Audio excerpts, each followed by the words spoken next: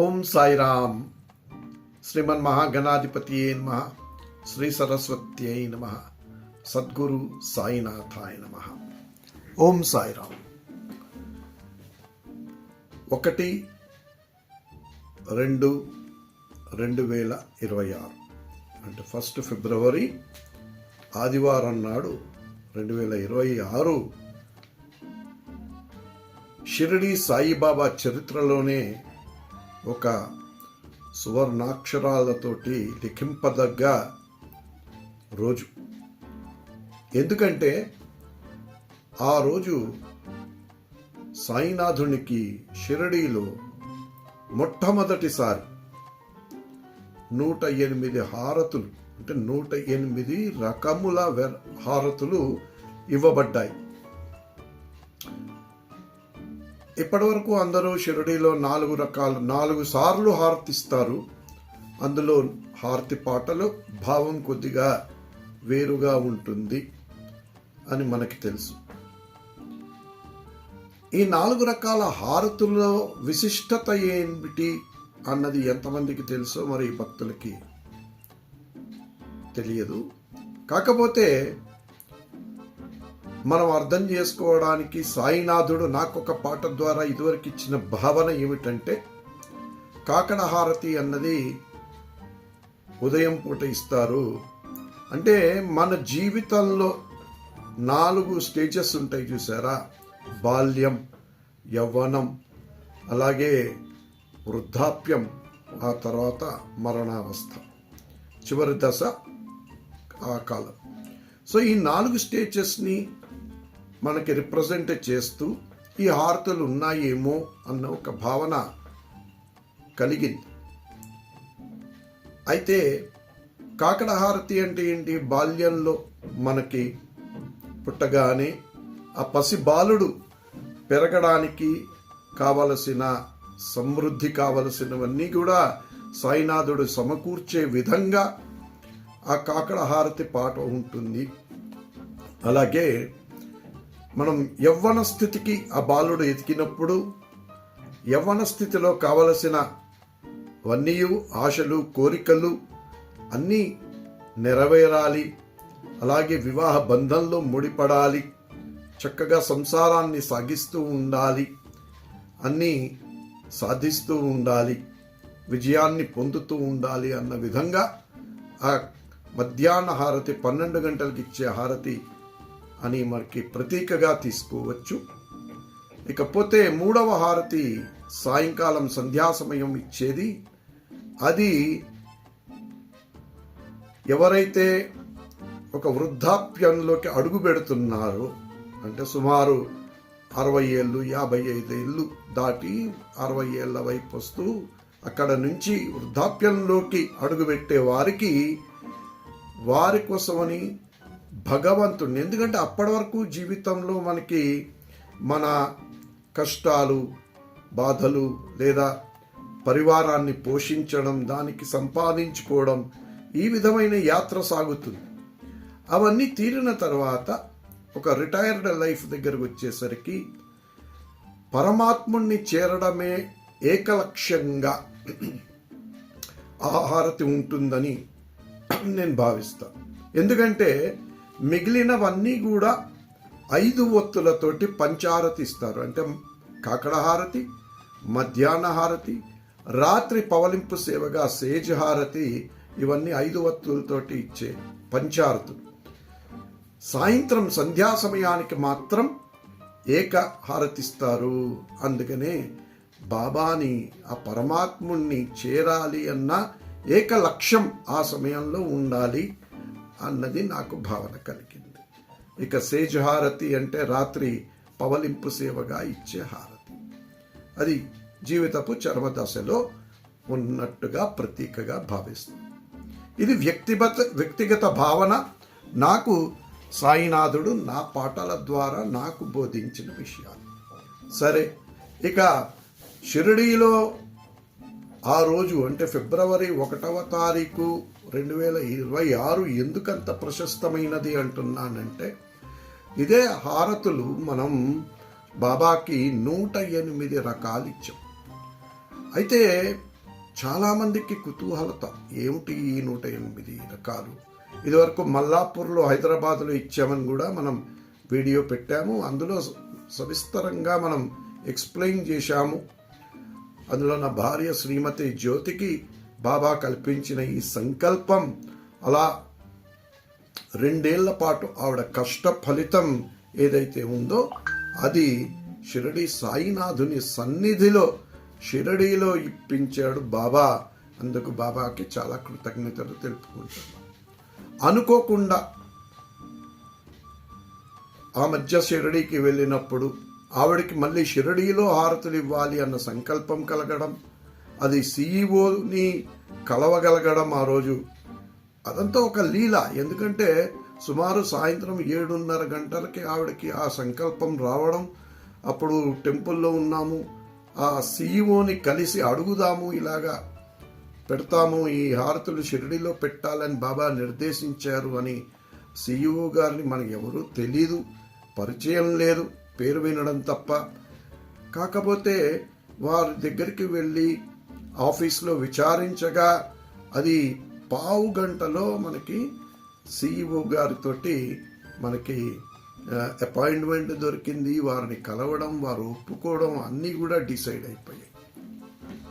అది ఫిబ్రవరి 1వ తారీఖు నాడు ఆదివారం అయ్యింది. సాయి భక్తులు అందరూ కూడా, పరిచయం ఉన్న వాళ్ళందరూ కూడా, కొంతమంది పరిచయం లేని వాళ్ళు కూడా, మనం చాలా మాధ్యమాల్లో ఈ విషయాన్ని చెప్పడం జరిగింది. ఇలాగ ఈ ఈవెంట్ జరుగుతుంది, అందరూ కూడా అక్కడికి రండి, షిరిడి ఆనందించండి, మీరు కూడా భాగస్థులు కండి అని చెప్పడం జరిగింది. చాలామంది వచ్చారు. సుమారు 65-70 మంది ఆ రోజు అక్కడ రాత్రి అంతా ముగిసిన తర్వాత కూడా ఉన్నారు. అంటే మరి ఇంకా ఎంతమంది వచ్చారో వెళ్ళిపోయారో మనకు తెలియదు. కానీ భోజనాలు సమయానికి అక్కడ 65 మందికి అక్కడ హోటల్లో భోజనం పెట్టడం జరిగింది. అది అంతా కూడా సాయి కృప, ఆయన రచించినది ఈ లీల కనుక అందులో మాకు మాత్రం వ్యక్తిగతంగా ఏ విధమైన అర్హత కానీ అది ఈవెంట్ కండక్ట్ చేశాము అన్న క్రెడిట్ కానీ మాకు తీసుకునే యోగ్యత లేదు. అది ఎంత కూడా సాయిబాబాయే నడిపించాడు. ఈ ప్రాసెస్లో మరి ఇంతమంది వచ్చారు. అందులో స్త్రీలు చాలామంది ఉన్నారు. చాలా భక్తి పారవస్యంలో వాళ్ళు మునిగిపోయి ఉన్నారు. చాలా ఎక్సైట్మెంట్ తోటి ఉన్నారు. వీరందరూ కూడా ఇక్కడ హైదరాబాదులో ఈ హారతులను చూసిన వారే.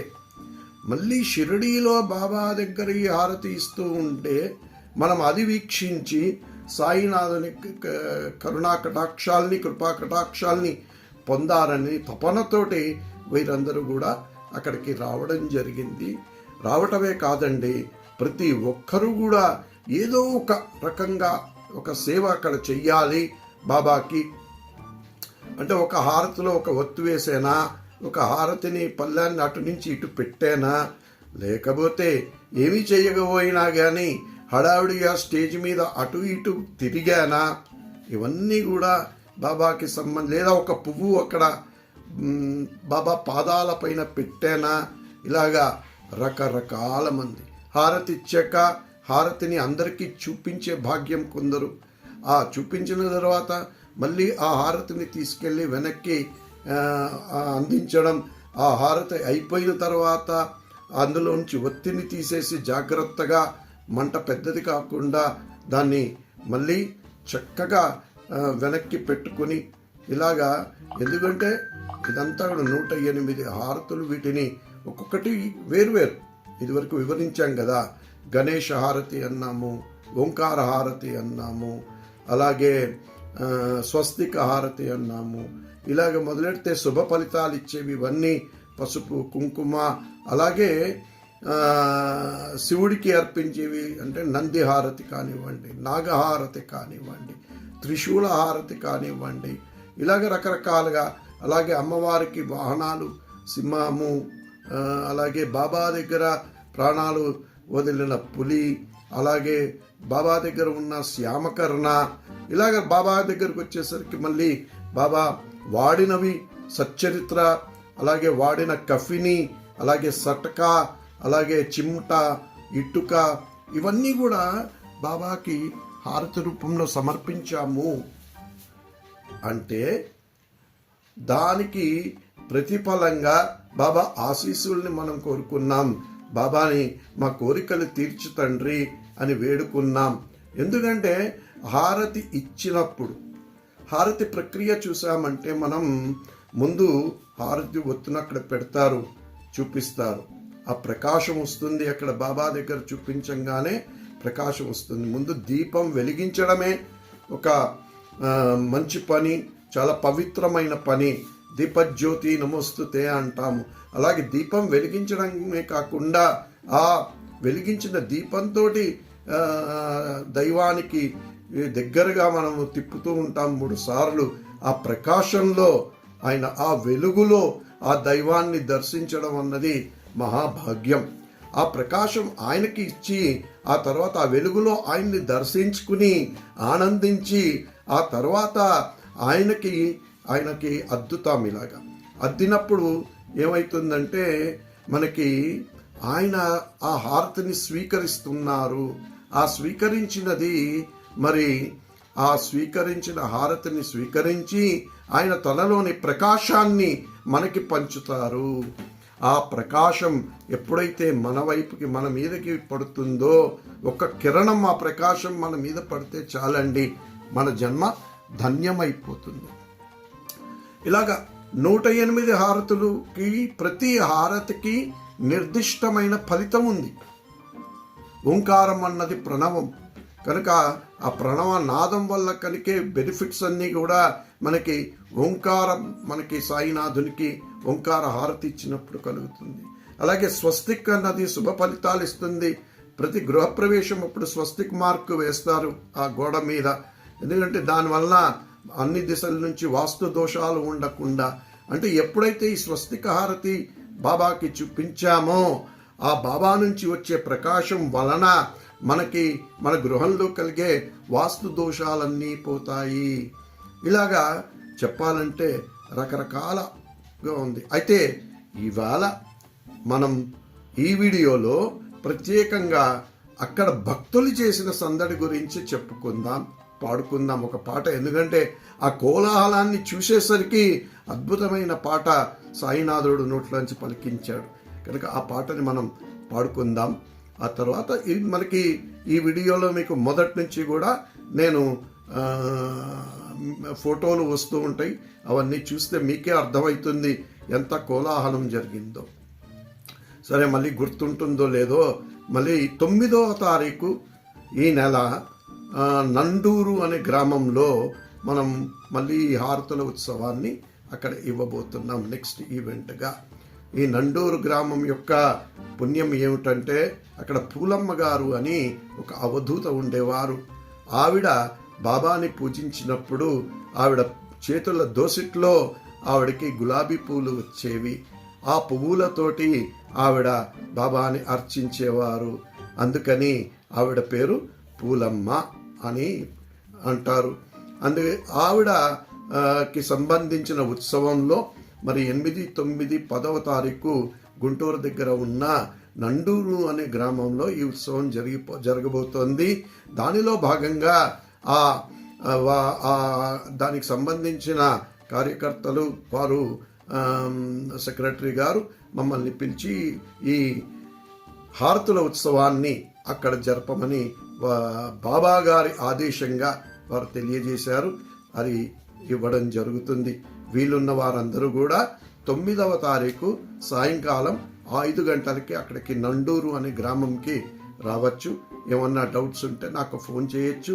నా ఫోన్ నంబరు 9949370028. ఒక విన్నపం, ఇలాంటి ధార్మికమైన కార్యక్రమాలు, మంచి కార్యక్రమాలు చేయడానికి అందరి సహకారం కావాలి, అందరి ప్రోత్సాహం కావాలి. కానీ మీరు చేసేది ఒక చిన్న సహకారం ఏమిటంటే ఈ వీడియో మీకు నచ్చితే లైక్ చేయండి, షేర్ చేయండి, సబ్స్క్రైబ్ చేసుకోండి, నలుగురికి తెలపండి. సాయినాథుని కృపా కటాక్షాల్ని అందరూ పొందండి. ఓం సాయిరామ్. ఇప్పుడు ఈ పాట బాబా అందించింది పాడుకుందాం. ఇది పెద్ద ప్రాక్టీస్ లేదు, ఎందుకంటే మొన్నే రాసాం కనుక ఎంత భక్తి భావంతో చక్కగా పాడుకుందాం. కోలాహలము కోలాహలము షిరిడీ నగరిలో కోలాహలము, కోలాహలము కోలాహలము షిరిడీ నగరిలో కోలాహలము. భక్తులు చేసిన సందడికి సాయి వచ్చెను అక్కడికి. భక్తులు చేసిన సందడికి సాయి వచ్చెను అక్కడికి.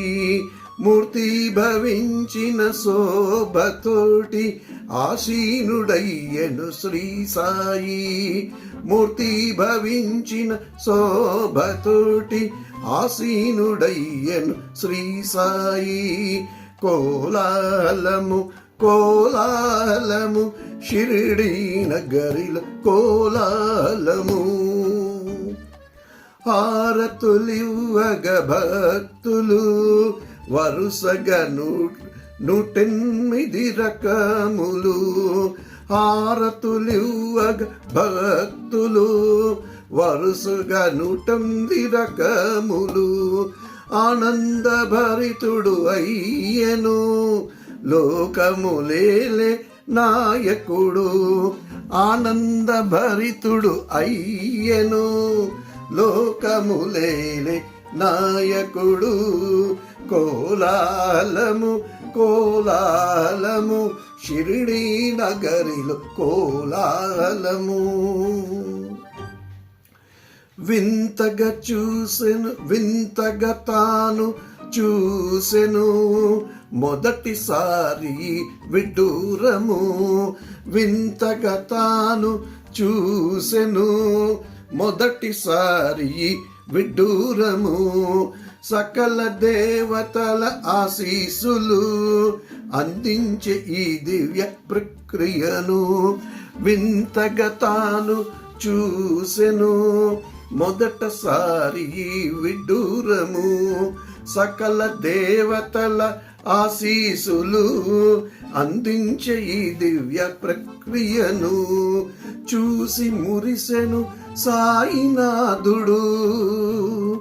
చూసి మురిసెను సాయినాథుడు సర్వదేవత రూపుడు. చూసి మురిసెను సాయినాథుడు సర్వదేవత రూపుడు. హారతి గైకొని సాయినాథుడు. హారతి గైకొని సాయినాథుడు తన దీవెన అందించే భక్తులకు. హారతి గైకొని సాయినాథుడు తన దీవెన అందించే భక్తులకు. తన దీవెన అందించే భక్తులకు. సాయి తన దీవెన అందించే భక్తులకు. జై బలో సద్గురు సాయినాథ్ మహారాజ్ కీ జై. అందరూ కూడా మీరు ఈ వీడియో చూసినట్టయితే మీరు కూర్చున్న చోటే నుంచున్న చోటే 3 సార్లు సాయినాథ్ మహారాజ్ కి జై అందాం. ఓకే, సాయినాథ్ మహారాజ్ కి జై. సాయినాథ్ మహారాజ్ కి జై. సాయినాథ్ మహారాజ్ కి జై. ఓం సాయిరామ్. చూసారా ఎంత అసలు షిరిడీలో బాబా విగ్రహం అక్కడ ఉంది, అక్కడ ఉన్నాడు. సరే, అక్కడికి ఎక్కడికైతే మనం హారతులు ఇచ్చామో ఆ చోటకి శతాబ్ది మండపం అని గేట్ నెంబర్ 3 వద్ద పెద్ద ఆవరణ ఉంటుంది. అక్కడ ఆ స్టేజ్ పైన మంచి ఇచ్చేసి సంస్థానం వాళ్ళు చాలా మంచి కార్యక్రమం చేపట్టారంటే ఇలాగా ఎవరైనా అక్కడ మనం చేయదలుచుకుంటే వారికి పర్మిషన్ ఇచ్చి ప్రోత్సహిస్తున్నారు. మైక్ సిస్టము అన్నీ అక్కడ పాపం వాళ్ళు ఉంటారు. మన కార్యక్రమం అప్పుడు కుర్చీలన్నీ వేశారు వచ్చిన వారికి కూర్చోవడానికి. సంస్థాన్ వారికి కృతజ్ఞతలు తెలుపుకుంటూ ఈ కార్యక్రమం చేయడానికి పర్మిషన్ ఇచ్చిన సిఇఓ గారు ఐఏఎస్ ఆఫీసర్ శ్రీ గోరక్ష్ గాడెల్కర్ గారు కూడా వారు ధర్మభక్తితో వచ్చారు. అక్కడ కార్యక్రమానికి 2 గంటల సేపు అలా కూర్చుని వారు చాలా శ్రద్ధగా, ఉత్సాహంగా, కుతూహలంగా వారు అంతా కూడా వీక్షించారు. వారి చేతిలో మేము సన్మానం అందుకోవడం అన్నది కూడా చాలా బాబా గారి కృపా కటాక్షాలు. కనుక అందరూ కూడా ఈ వీడియోని చూసి లైక్ చేయండి, షేర్ చేయండి, సబ్స్క్రైబ్ చేయండి. అందరికీ ఈ వినూత్నమైన మంచి కార్యక్రమం ఏదైతే 108 హారతులు మొట్టమొదటిసారిగా షిరిడీలో ఇచ్చిన ఈ హిస్టారిక్ ఈవెంట్ని అందరికీ మీరు ఇందులో కొన్ని సిరీస్ ఆఫ్ వీడియోస్ మనం చేసుకుందాం. ఇందులో ఇవాళ భక్తుల గురించి మాట్లాడుకుందాం, ఇంకా విశేషాలు చెప్పుకుందాం. మనకి బాబా ఏ విధంగా చెప్పిస్తే ఆ విధంగా. సాయినాథుని కృపా కటాక్షాలు అందరిపై ఉండాలని కోరుకుంటూ ఓం సాయిరామ్.